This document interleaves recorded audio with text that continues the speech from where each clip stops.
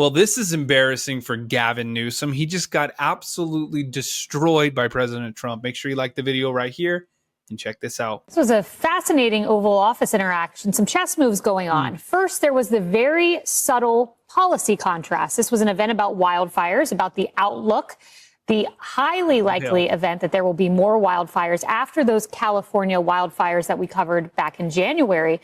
So policy contrast with the state of California, subtle one, turned into an overt political contrast. President Trump made the pivot, made the segue, and said, had I not intervened with the National Guard, we would be seeing L.A. burn today like it was burning because of the wildfires. He called Gavin Newsom an incompetent man, an incompetent governor. We know that Gavin Newsom and President Trump spoke on Friday for about 20 minutes. He said that during that phone call, he told Governor Gavin Newsom he was doing a bad job and then proceeded to send in the National Guard. Now, Governor Gavin Newsom has said that the protests barely came up in the Friday phone call. We'll have that clip for you in just a moment. But what I find fascinating about this, Brian, is the Truth Social that came out this morning, because it was a wildfire Truth Social, also tied into a protest one. And he echoed many of the same points. He said, much like the 25,000 houses burned to the ground in L.A. due to an incompetent governor and mayor, he said if he wouldn't have sent in the troops, that would have happened again. And then he goes into the permitting process, saying that the federal permitting to rebuild after the wildfire has gone through. The state permitting process has been slow. So really interesting juxtapositions. Couple of things. Remember, he sat there with Karen Bass and he says, let's get started today. He goes, we have to do it right. We got to be safe. He goes, we're safe. Let them get started. And now here we are 8 months later. They haven't gotten started. Only a handful of permits. It's just symbolic of what's going on in blue cities. One half is burned to the ground and one is full of riots in the process of being burned to the ground. You make your choice. And he's just saying to the governor, it just came out when Pete Hegseth is testifying while this was going on.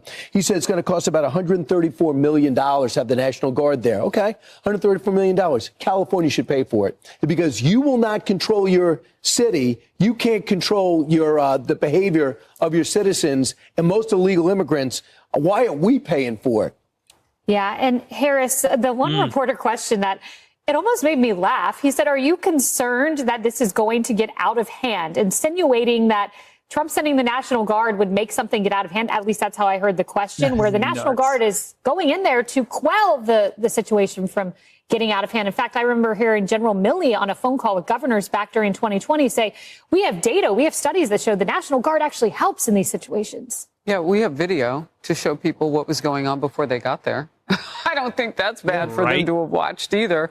I mean, the point that you're making is a good one, and that is a battle cry on the left about how you're not allowed to help because we got it all. And then on the other hand, you've got people like Representative Maxine Waters, who's 86 and is in her 18th term, a really good argument for term limits, talking directly to the National Guard's troops who are there, saying, you know, if you try to shoot me or a politician or a kid out there, you better shoot straight at me. I mean, what is that about? There's so much nonsense going on the left around this issue. That's her state. She can't go meet with some particularly minority businesses that are being burned to the ground and having most of these problems. Senator Blackburn said that the last hour.